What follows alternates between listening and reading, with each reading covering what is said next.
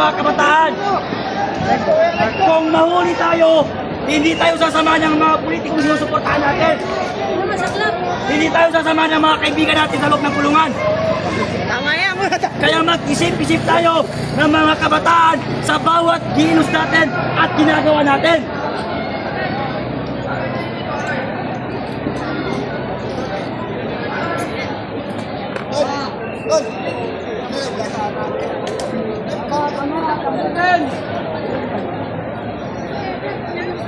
Ang pinapayuhatin ng ating brother na si Kuya Carl. Isipin ninyo ang bawat galaw ninyo mga kabataan. Huwag tayo gumawa ng skandalo dito na away natin ang mga pulisan kasi hindi sila ang ating kanan. Mapapababa natin si BBM. Kung magkakaisa tayo, hindi natin kailangan ng daas. Tama. Isipin natin ang bawat kilos natin. Pag nadampot kayo ng mga pulis, kahit isa, walang sasama sa inyo sa loob ng kulungan. Kahit ang mga politiko na sinusuportahan ninyo, hindi nila kayo sasamahan sa loob ng kulungan. Kaya isipin ninyo ang bawat galaw ninyo at kilos ninyo. Pag ako nangulo dito, inampot ako ng pulis. Pupuntahan ba ako ni Raul Manuel sa loob ng kulungan? Hindi! Pupuntahan ba ako ni Franz Castro sa kulungan? Hindi! So mag-isip tayo mga kabataan sa bawat kilos natin. Tama! Hindi ang kapulisan ang kalaban natin. Ang mga korupsyon ang ating kalaban. Tayo nandito para itigil ang korupsyon at para pababain si BBM. Hindi ang mga kapulisan ang kalaban natin. Tama! Isipin lang po natin ang datang kilos natin. Yung mga nahuli, saan ang mga kasama niya? Sumunod ba sa kulungan? Hindi! Oo. Yun ang kawawa.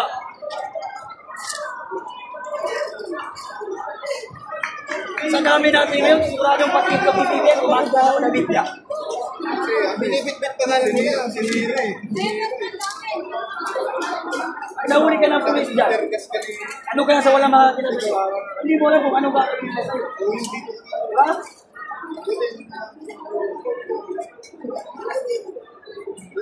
Hindi naman natin kailangan dumaan sa dasi. Hindi natin kailangan mambato, manira. Mag-isip-isip lang kayo mga kabataan.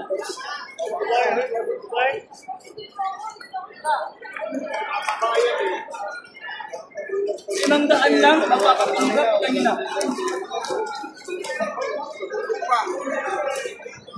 Daddy, wait lang.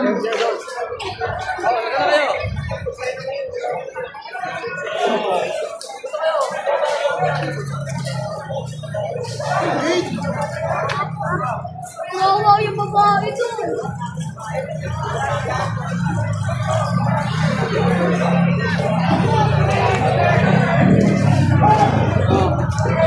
Live check para kita.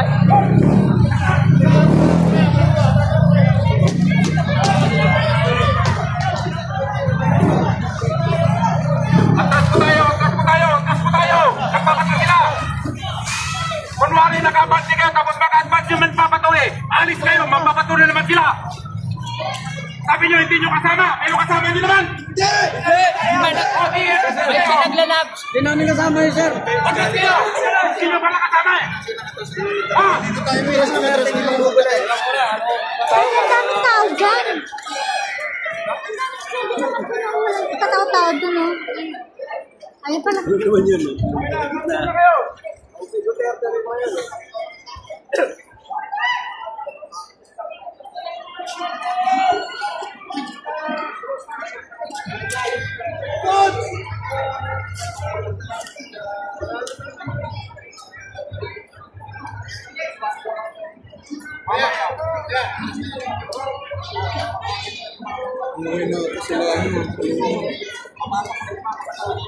Wala, ang motor ko na lang naiwan doon, no? Ayun na lang. Tara, ano yun natin? Kanin na natin. Teka. Dali mo dito. Tapos, mag-ano ka? Wala ba na ibang daan? Hindi ko alam.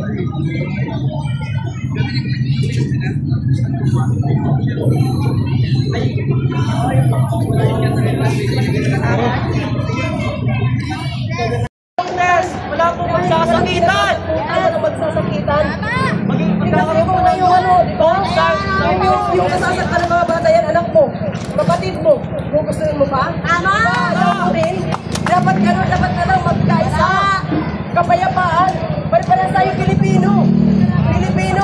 Kayo kahit mga pulis, ang posisyon nyo, mag-proteksyon sa mga kabataan, sa mamamayan, proteksyon sa mamamayan. Dapat, di ba? Hindi yung magsasakitan. Saan ka patutungo, di ba? Saan patutungo? Pare-parehas tayo may buhay. Hindi na natin ang mga Panginoon. Lahat yung pininga, talino at tapat sa ating lahat. Dapat tayo ay nagkakaisa. Hindi maglalaban-laban. Di ba? Kapayapaan ang kailangan natin dito. Nakakahiya sa ibang bansa na makikita tayo dito nag-away-away. Pare-parehas Pilipino. Wala kami rito, walang korupsyon. Pare-parehas Pilipino. Pinaglalaban naman natin ang karapatan na huwag nang magnakaw. Yung mga nakaposisyon sa taas, huwag nang magnakaw. Ibalik na lang sa ating bansa. Labanan ang korupsyon!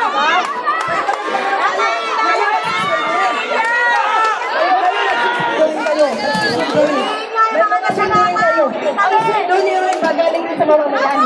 Ang sunduin nyo sa mamamayan. Lahat tayo nagsusundo. Lahat sa mamamayan. Lahat tayo magkatrabaho. Pari-parehas tayo magkatrabaho. Karapatan lamang ang gusto. Karapatan lamang ang hinihilahin natin lahat dito sa mundo. Tayo pari-parehas tayo sa dito. Hindi natin alam ang buhay kung bukas ano mangyari sa atin. Di ba? Lahat tayo ay tao lamang. Lahat tayo ay mamamatay rin. Pero kayo pagkalabawa natin ang buhay na binigay ng Panginoon sa atin. Gumawa na lamang tayo ng mabuti para sa kapwa. Dahil pag gumawa tayo ng mabuti, mabuti na ang bawal sa atin.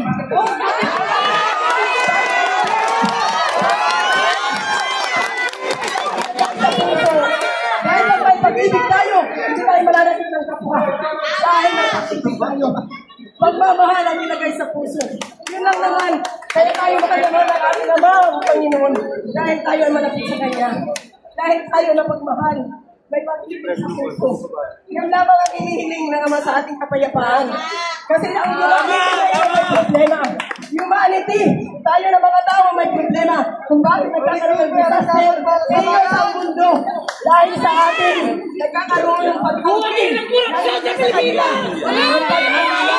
ang pag-angkin. Dapat na wala ang kailangan. Makuntento ka sa pinaghirapan mo. Hindi mo pinaghirapan ng iba. Ay kakasisin mo. Magpapakasasa ka. Hindi mo pinaghirapan. Dapat galing sa labas mo. Ang pangangalagaan mo. Ang gagasusin mo. Ang isasaya ng pamilya mo. Ngayon, magkakarap ang sasakyan. Ang konsensya mo na sa atin. Mamalagay ka rin. Diba? Tama na ang tama inaayos sa sasakyan. Magalit sa'yo. Mapunta pa roon. Pasaan man. Mapunta ka na. Ha? Magsusunod ng pagpapaswino sa mga tao mo. Ang bayan dahil ninanakaw mo. Diba? Dapat mawala na yan. Makonsensya ka naman. Ibalik mo naman sa bayan para mawala na itong gulo. Wala na. Wala na mapuprotesta. Kung ibalik lamang sa bayan ang pera. Ibalik ang pera.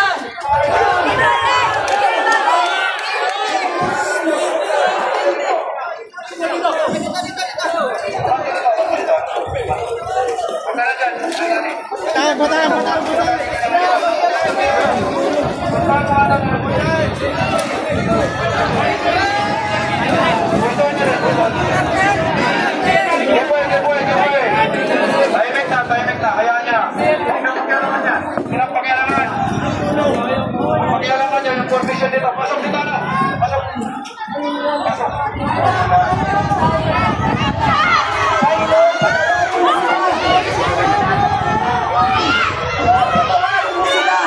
Kung ano ang ginagawa nila ngayon sa ating mga kaya nakita nyo sa amin. Lord, bahala ka sa pagpapagpunas.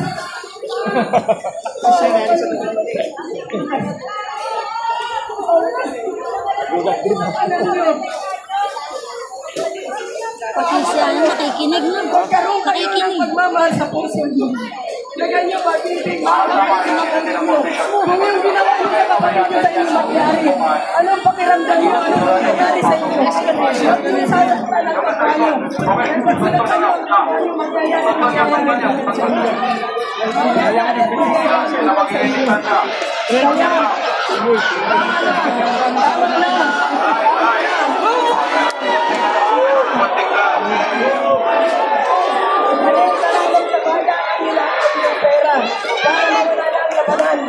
Para mawala na ang laban ng mga kabataan. Ibalik niyo na labang. Kaya itutuloy ko ang sinasabi ko. Kaya pinuto ko si Marcos. Dahil alam ko, ibabalik niya ang pera na nasa ama niya, kaya paano ng ama niya. Ang akala ko noon, ibabalik niya sa bayan, sa bansa, pagagandahin niya itong Pilipinas. Nakikita niyo mga kapatid, wala tayo kahit CR. Saan man sulok, dumaan ka. Pero pag pumunta ka sa ibang bansa, saan man ang sulok ng ano may CR. Kasi kailangan natin ng mamamayan. Diba? Ang CR, tingnan mo, sila nagpakasasa sa pira ng bayan. Kahit CR, hindi makapagpatayo sa mga publiko. Diba? Walang CR, nakakaawa ang bayan Pilipinas. Nakakahiya, may bumisita man dito ng mga dayuhan. May bumisita ng mga dayuhan. Wala tayong magagamit. Diba? Nakakahiya. Binubulsa pala nila, nagpapakasasang magastos ng hindi nila pera. Pera ng bayan. Kaya dapat lang, napapakinggan mo ngayon ang sinasabing ito. Dapat, ibalik mo na ang pera sa bayan. Ibalik mo na para magamit ng mga posibilidad sa bayan ng Pilipinas. Para sa mga edukasyon ng kabataan, may balik ang perang nanakaw na yan. Ha? Ang tindi, kayo inilapag ng mga mamamayan sa posisyon nyo, sa pwesto para magtrabaho sa bayan, hindi para magnakaw. Dapat trabahuin nyo lamang ang nararapat. Maging tapat sa bayan. Trabahuin. Dahil ang bayan ang nagpapasweldo sa inyo. Bayan ang nagpapasweldo sa mga pwesto nyo. Kahit mga pulis tayo, lahat, pinapaikot-ikot lamang ang pera para tayo ay mabuhay dito sa mundo. Pero huwag alisin niya ang sakitan. Dahil kung nasasaktan mo ang ibang tao, sa'yo gawin. Di ba masakit rin yun? Dapat isipin mo na ayaw mo mangyari sa'yo, huwag mong gawin sa kapwa mo. Di ba? Dapat magkaroon na lang ng kasi masaya magkaroon ng pag-ibig ang bawat isa. Dapat magkaroon ng kapayapaan, peace. Peace na lang ang ilagay sa puso ng bawat isa. Thank you, Lord. Binigyan mo po, Lord, ng kapayapaan ang bawat isa ngayon. Ipuin mo po ang puso at isip nila na magkaroon ng kapayapaan, Ama. Na andito ka ngayon sa aming kalagitnaan. Lord Jesus, maraming salamat sa tulong mo, sa salita mo, na binigay mo para sa kanila lahat. Na Lord, mahipo mo po ang puso nila, bawat isa, na magkaroon ng pag-ibig ang puso nila. In Jesus' name, thank you, Lord.